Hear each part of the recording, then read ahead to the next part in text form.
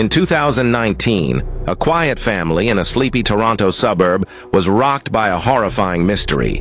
A 19-year-old pharmacy assistant vanished without a trace. But it wasn't just a missing person case. What investigators found hidden behind a padlocked basement door unraveled a dark, twisted secret. This is the haunting case of Pale Chopra. Before we begin, our heart goes out to the family of Pale, especially her mum, Meena, and her younger brother, Dev, who not only endured an unspeakable loss, but were left to rebuild their lives in the aftermath of silence, betrayal, and grief that no family should ever have to bear. This is True Crime Diaries, where we don't just revisit the headlines, we uncover the quiet tragedies behind them. If you're new here, subscribe, hit the bell, and stay with us as we trace the shadowy footsteps of a story that was almost buried for good. The Chopras lived on Alderwood Drive in Brampton, Ontario. Originally from Punjab, they'd immigrated to Canada over a decade ago, chasing better opportunities and a life free from the instability they'd left behind. Raji Chopra, the father, owned a modest home renovation business that mostly served their local neighborhood. Meena, his wife, worked part-time at a daycare, filling her days with other people's children while quietly managing her own home. Their lives were quiet, steeped in cultural tradition, and marked by a strict but calm routine. Pale, their daughter, was 19 and studying psychology at a local college. She was reserved, soft-spoken, and extremely responsible. Her professors described her as punctual and disciplined. Her friends saw her as supportive, but distant. Even still, she never missed curfew. That was the first red flag Meena raised when she opened the door to police, her housecoat still tied tight, clutching her phone like she expected it to ring at any moment. "She was supposed to be home by 9, Meena said. "She never stays out." The night before, Pale had clocked out from her shift at the pharmacy at exactly 5:17 p.m. Security footage confirmed it. She left through the employee exit alone and walked in the direction of her house. She never arrived. No texts, no calls. Her phone went dark just 10 minutes later, and by the time the sun came up, Meena's maternal instinct had hardened into something colder.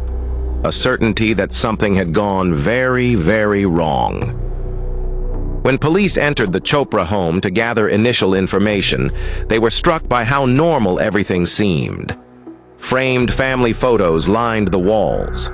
A carved wooden idol of Agesa sat respectfully on a side table. Incense still hung faintly in the air. The home was neat, almost sterile. Meena moved nervously through the hallway, answering questions with clipped politeness. Raji sat near the dining table, his posture stiff, his face unreadable. "She's 19, he said. "Maybe she stayed with a friend.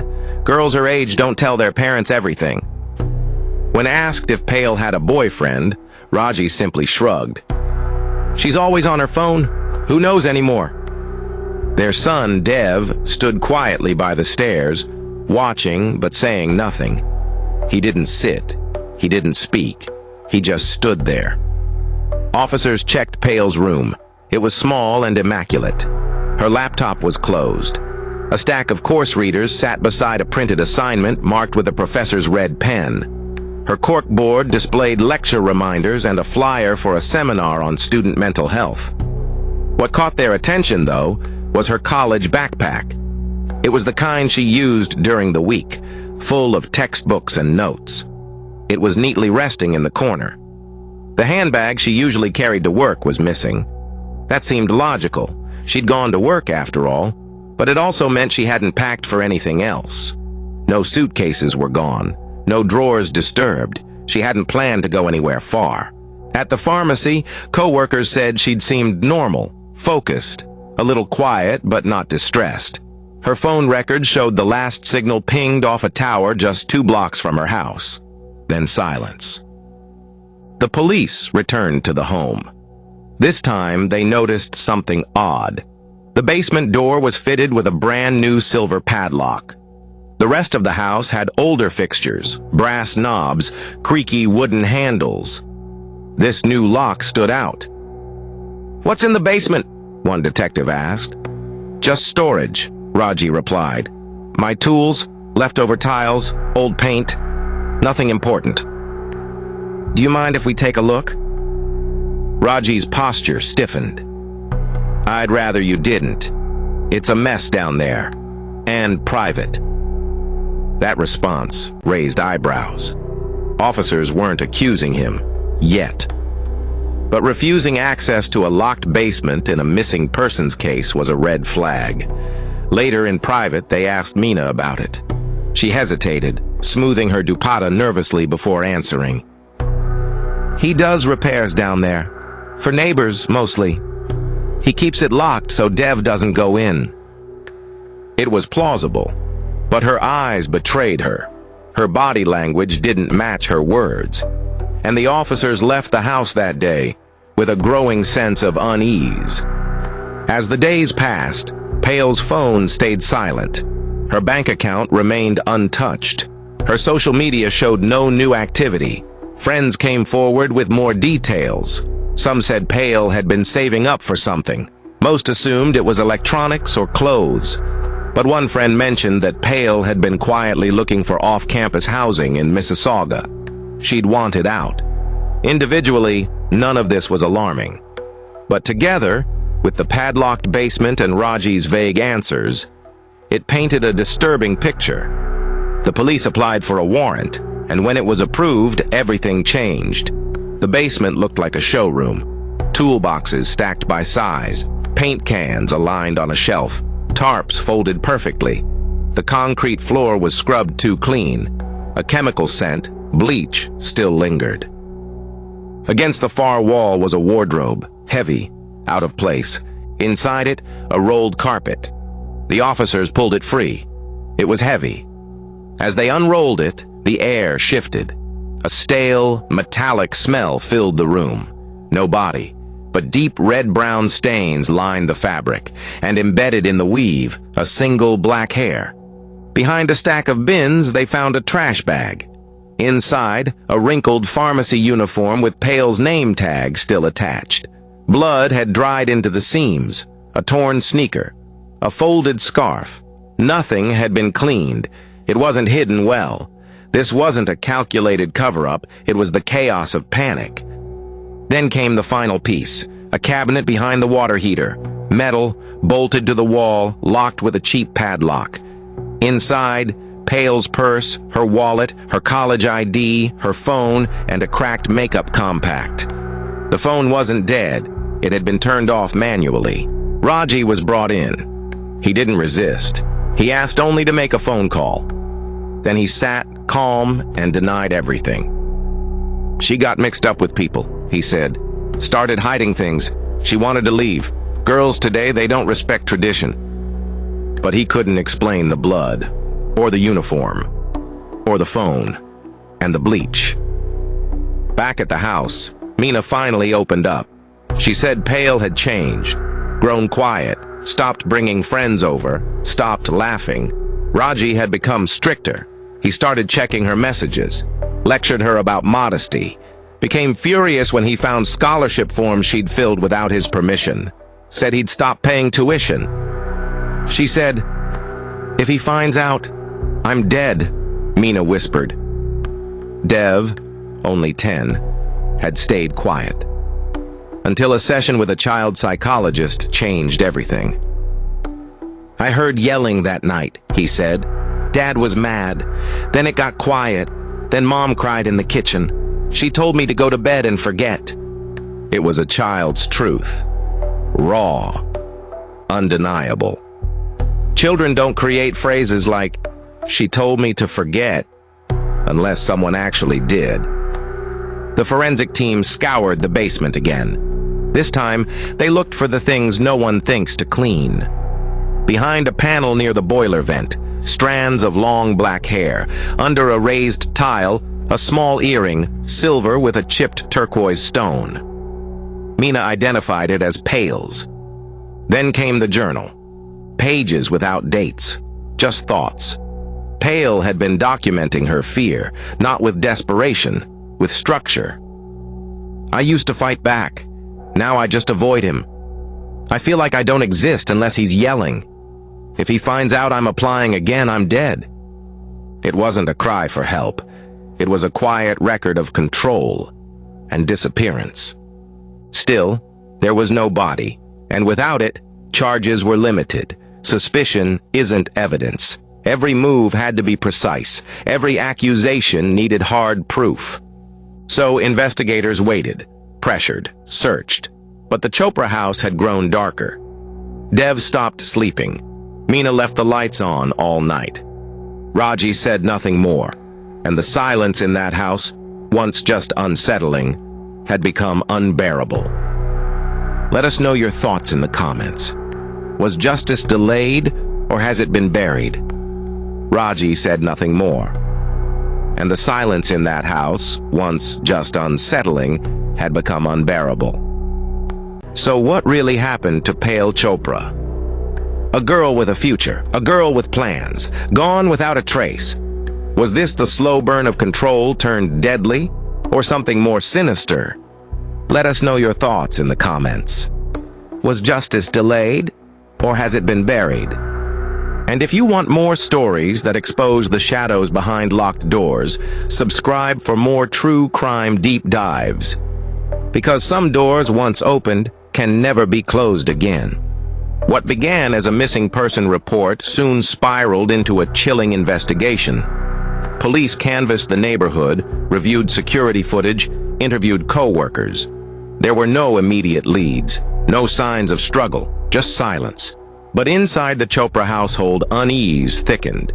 Meena became increasingly anxious.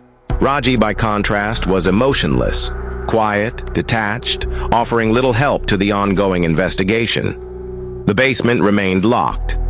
Then, one morning, with no prodding and no explanation, Meena walked into the police station alone. Her face was ashen, her hands trembled. She asked for a specific detective and delivered 4 words that changed everything. She's in the greenhouse. She gave an address, a property Raji owned in rural Caledon, about 40 minutes from Brampton.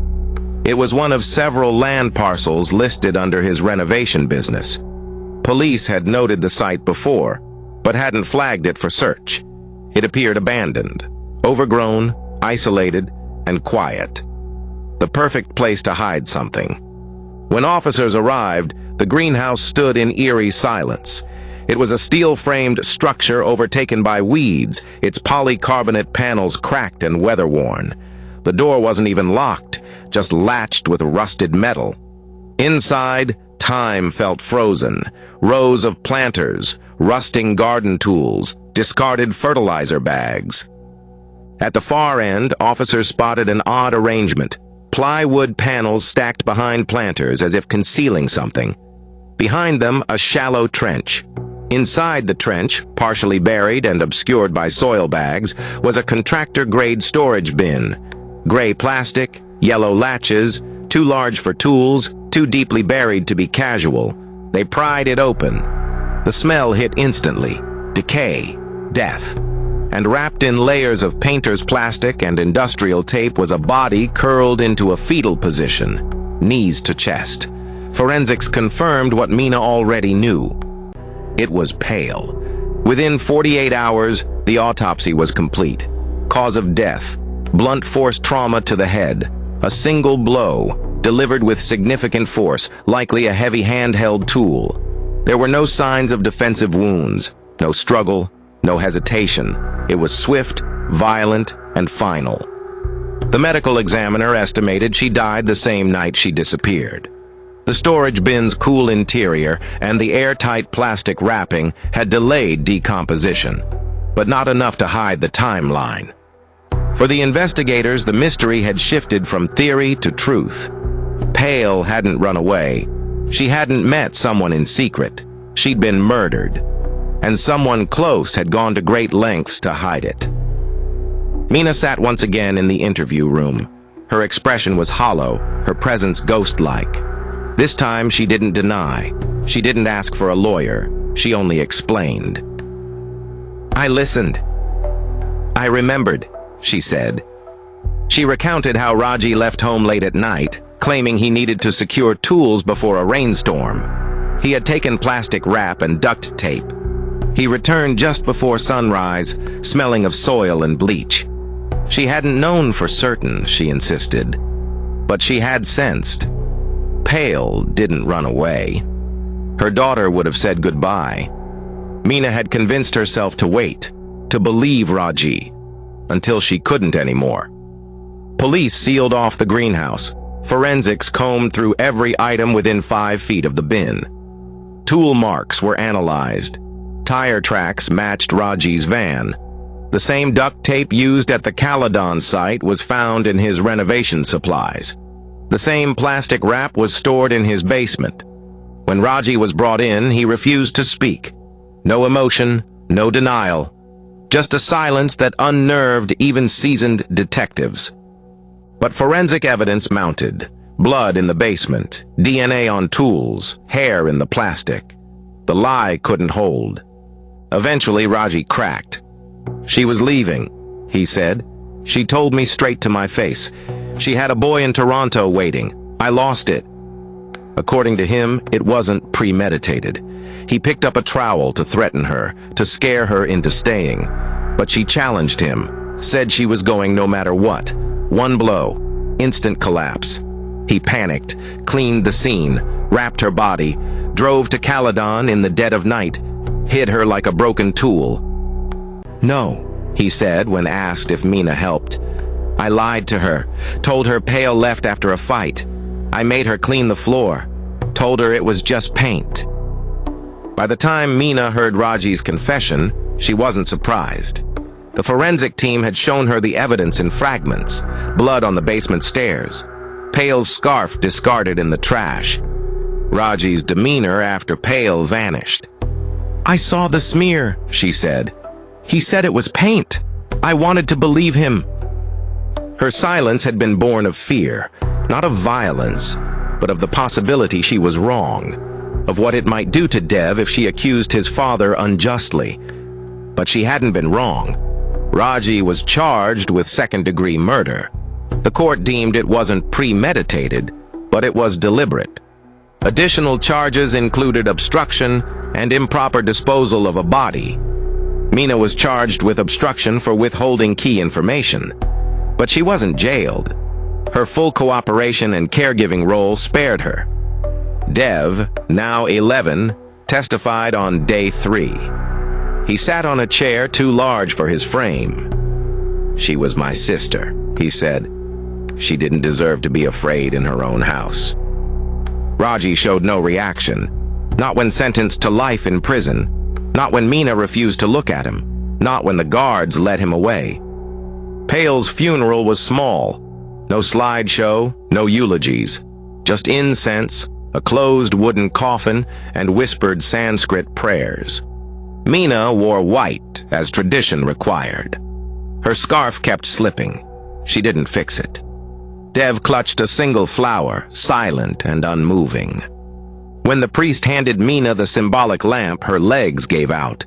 A victim liaison held her upright. They didn't return to Alderwood Drive.